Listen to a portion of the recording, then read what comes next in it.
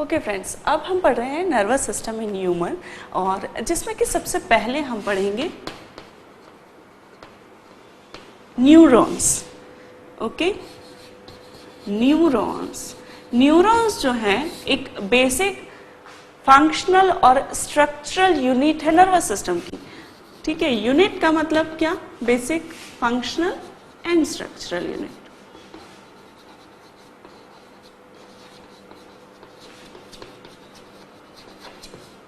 That means कि इन neuron से मिलके ही पूरा नर्वस सिस्टम बना हुआ है। अब ये न्यूरॉन या नर्व सेल्स क्या होती हैं? ठीक है, तो ये न्यूरॉन और नर्व सेल्स का स्ट्रक्चर हम देखेंगे किस प्रकार का होता है। ठीक है, और इसमें क्या क्या पार्ट्स होते हैं। सबसे पहले एक स्ट्रक्चर हम बना रहे हैं।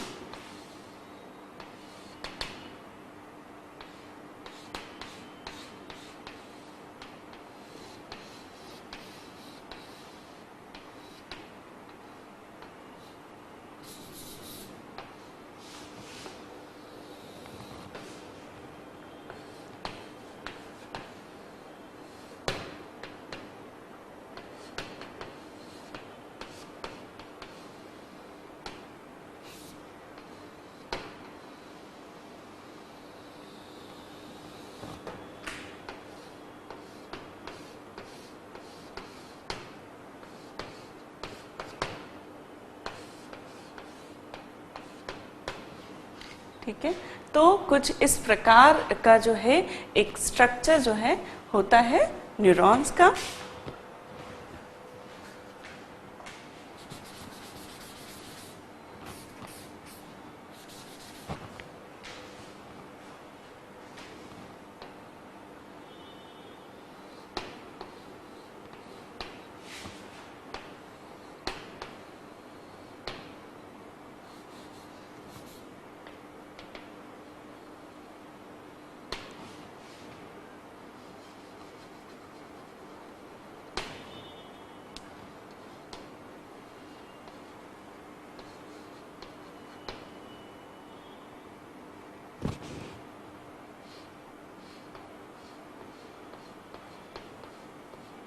एंडोप्लाज्मिक रेटिकुलम और राइबोसोम्स रहते हैं इसमें।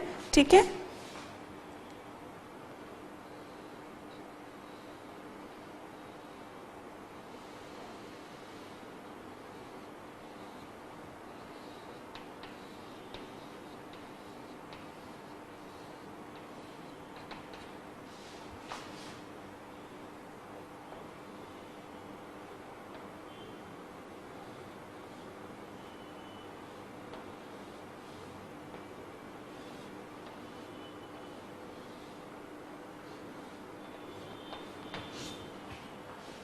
ठीक है, तो कुछ इस प्रकार का स्ट्रक्चर होता है और इसे कंपेयर किया है एक डिनर फोक से। ठीक है, तो एक फोक जिस प्रकार होती है उस प्रकार ही एक न्यूरॉन का स्ट्रक्चर होता है। ठीक है, जो फोक का हैंडल है उसे हम एक्सॉन कह सकते हैं।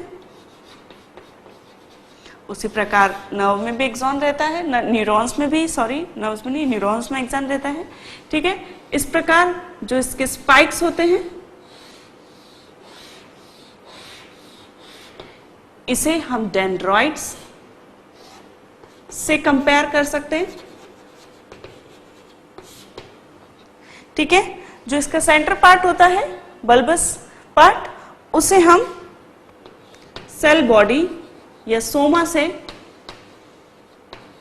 कंपेयर कर सकते हैं, and this is the cell body. ठीक है, तो इस प्रकार एक न्यूरॉन जो है फोक लाइक स्ट्रक्चर होता है जिसके कि 3 पार्ट होते हैं, और वो होते हैं cell body, dendrites and axon. ठीक है, तो सबसे पहले यदि हम न्यूरॉन्स की सेल बॉडी देखें तो वो क्या होता है, तो सेल बॉडी जो है वो ये स्ट्रक्चर होता है। ठीक है, और इसे सेल बॉडी कहते हैं क्योंकि इसमें न्यूक्लियस होता है, माइटोकॉन्ड्रिया और राइबोसोम। ठीक है, तो एक जनरल सेल में जो स्ट्रक्चर होते हैं, जो ऑर्गेनल्स होते हैं, वो इसमें रहते हैं, mitochondria, nucleus and endoplasmic reticulum and ribosome. ठीक है, तो ये इस पार्ट में रहते हैं और इस पार्ट को सेल बॉडी कहा जाता है। And what it contain nucleus, ठीक है, it contain mitochondria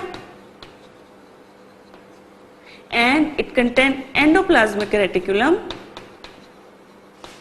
and ribosomes। ठीक है, तो ये जो स्ट्रक्चर है वो यहाँ पे मैं शो करती हूँ आपको। ये जो है this is the nucleus, centre part में न्यूक्लियस होता है नर्व सेल के, और इस पार्ट को सेल बॉडी या सोमा कहा जाता है। ये है माइटोकॉन्ड्रिया। आपको पता है कि माइटोकॉन्ड्रिया जो है वो किस लिए जरूरी है। अब हम रेस्पिरेशन पढ़ चुके हैं, तो रेस्पिरेशन कहाँ पर होती है, सेकेंड प्रोसेस माइटोकॉन्ड्रिया में। तो it's a kind of cell, ठीक है, जो कि मॉडिफाई हो चुकी है और for the purpose of coordination. ठीक है, तो नर्व सेल्स जो होती हैं वो एक प्रकार की सेल होती है, मॉडिफाइड सेल होती हैं, और इसमें जो है इस प्रकार से मॉडिफिकेशन आ जाते हैं सो दैट ये नर्व इम्पल्सेस को एक स्थान से दूसरे स्थान पर पहुंचा सके। नर्व इम्पल्स क्या है वो हम आगे जाके पढ़ेंगे कि नर्व इम्पल्स कैसे प्रोड्यूस होती है और वो उसकी क्या जरूरत है। तो एक्चुअली नर्व इम्पल्सेस के थ्रू ही एक न्यूरॉन दूसरे न्यूरॉन से जो है कंडक्ट करता है, कांटेक्ट में रहता है, और इसी प्रकार ये सभी नर्व इम्पल्सेस जो है न्यूरॉन्स, एक न्यूरॉन्स के थ्रू दूसरे न्यूरॉन्स, दूसरे न्यूरॉन से तीसरे न्यूरॉन, और इस प्रकार जो है स्टिमुलाई से जो इम्पल्सेस हैं वो ब्रेन तक पहुंचाई जाती है इन न्यूरॉन्स के थ्रू, और न्यूरॉन्स जो है वो इम्पल्सेस पहुंचाते हैं इफेक्टर्स मसल्स को थ्रू दीज न्यूरॉन्स ओनली। तो इस प्रकार ये न्यूरॉन्स जो हैं एक प्रकार की फंक्शनल यूनिट है, और इन्हीं के द्वारा जो इम्पल्सेस का आवागमन है वो हो पा रहा है, इम्पल्सेस का जो ट्रांसपोर्ट है वो हो पा रहा है। ठीक है, तो न्यूरॉन्स में सेल बॉडी जिसमें कि न्यूक्लियस, माइटोकॉन्ड्रिया, एंडोप्लाज्मिक रेटिकुलम ये सभी रहते हैं। ठीक है, तो this is the endoplasmic reticulum, ribosomes रहते हैं इसमें, और इस प्रकार जो सेल बॉडी है वो दो फंक्शंस करती है। ठीक है, एक तो प्रोडक्शन ऑफ एनर्जी या एटीपीस, एंड दूसरा प्रोडक्शन या सिंथेसिस ऑफ प्रोटीन्स, जो कि इंपॉर्टेंट है फंक्शनिंग के लिए।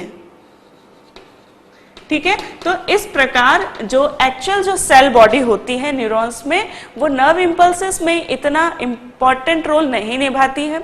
जो ज्यादा इंपॉर्टेंट रोल है नर्व इम्पल्सेस में वो डेंड्राइट्स और एक्सॉन्स निभाते हैं। सेल बॉडी का मेन फंक्शन एनर्जी प्रोड्यूस करना, ठीक है, और प्रोटीन सिंथेसिस करना, सिंथेसिस ऑफ प्रोटीन, ये दो फंक्शन जो है वो सेल बॉडी करती है। दूसरा पार्ट जो हम देखते हैं वो है डेंड्राइट्स। ठीक है, और ये जो डेंड्राइट्स हैं ये small branches, tree like branches, tree like small branches, जैसे कि एक ट्री में जो है हम देखते हैं कि इस प्रकार स्टेम्स से जो ब्रांचेस निकलती हैं, इसी प्रकार सेल बॉडी से जो है स्मॉल ब्रांचेस निकलती हैं और उन्हें कहते हैं डेंड्राइट्स।